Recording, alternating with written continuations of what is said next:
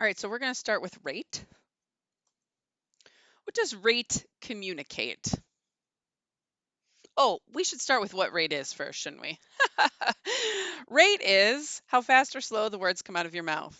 I always think of what is that movie? Rush Hour, where Chris Tucker is like, I cannot understand the words coming out of your mouth. That's what I picture, right? How fast or slow the words come out. So, depending on how fast or slow the words come out, what does rate communicate? Control, specifically in terms of emotional control. So if we think of like somebody who's talking really fast, I like to think of kids. Um, so I these three adorable little girls. They were much littler in this picture. They're much bigger now, but they used to live across the street from where I taught at Concordia, and their mom and I taught in the department together. And so I was kind of like Megan Poppins, and they would come over for sleepovers, and it would be so exciting to be at my house for a whole night and we'd watch a movie and eat noodles and, it would be like, can we do this? Can we play dress up? And, and it's like that really fast rate. Um, you don't necessarily get the feeling that someone is in control. Now, remember, we're talking about communication. So that person could absolutely be in control. I'm a very fast talker, and I think sometimes people think I'm frazzled or, not careful when I just happen to be talking fast. Um, so my boss at that job, his name is Fred. I just think that makes the story better. Fred is a very slow talker. He has a nice low voice. He's very contemplative, and you just get the feeling Fred has thought about things. He's a very slow, controlled way of speaking. I also like to think of Obama, right? I don't think in his 8 years I ever saw Obama talk very fast when he was speaking in public. I mean, he has such like a controlled, slow rate. And remember, this is a spectrum, right? So I'm not saying you have to be one or the other, but thinking about, how pace or that rate that the words are coming out of your mouth indicates or communicates what the speaker is feeling. Um, or how in control they are. So, how many of you are fast talkers? I've got some tips for you. I am a fellow fast talker. I don't remember who told me this, but man, it changed my life. Um, Anybody make friendship bracelets? Maybe ever do beads with friendship bracelets? Um, did you put all the fancy, beautiful beads together? No. You spread them out. And what did you put in between the fancy, beautiful beads? Plain beads, like spacer beads, right? So one thing is to think about putting tiny little spaces in between each word.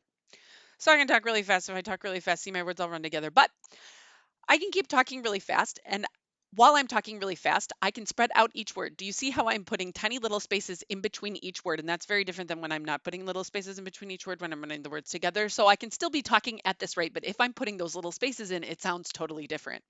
Um, Thinking about space can help sometimes. We'll get into enunciation later, but that can spread out your words to make them easier to hear. The other activity you can do is you can use words as objects. So if I have somebody, and so here I have somebody, okay, and I'm going to give my speech to you. Here's my speech. Okay. Now, usually I say, like, how do you feel? And usually the person is like, not great. I don't feel great. Even if they catch the objects or, absorb the information, right? If this is my information, even if they get that information, they are not going to, like, they have to work at it. And most of your, and they're maybe, even if they work at it, they're probably not going to enjoy it very much. And most of your audiences aren't going to work at it. They're going to sit there and information's going to come at them and they're not going to go out of their way to get it, right? So if you think about your words as objects and instead of just like, I'm a speaker and I'm getting all of this out to you and I'm nervous and blah, right? Think about sending your words to your audience. And the way that you send them helps them, the rate at which you're passing them to them helps them better absorb that information. Now, when you think about pauses, um, especially, at the end of a sentence or after an important point, I like to think that I am like sending an important gift to my audience and then they have to like open it or try it on, right? Yeah. The other analogy that works really well here is if you have you ever fed a baby? If you haven't fed a baby, let me tell you, babies are hungry. And I'm thinking specifically like when you have baby food and the baby's like 8 months to a year and you're feeding the baby food. If you feed it too fast, the baby can't really tell you, like, hey, that's too much. I can't um, digest all of this or swallow all this fast enough. See the metaphor here? Huh? And the baby will spit up food at you. They'll be like, peas out the nose, right? So you want to make sure you're like reading the audience and making sure that you're feeding them at the pace that they can, take in and digest. The other part of this is like, you're feeding the baby peas, feeding the baby peas, feeding the baby peas, and then you just slip in some banana.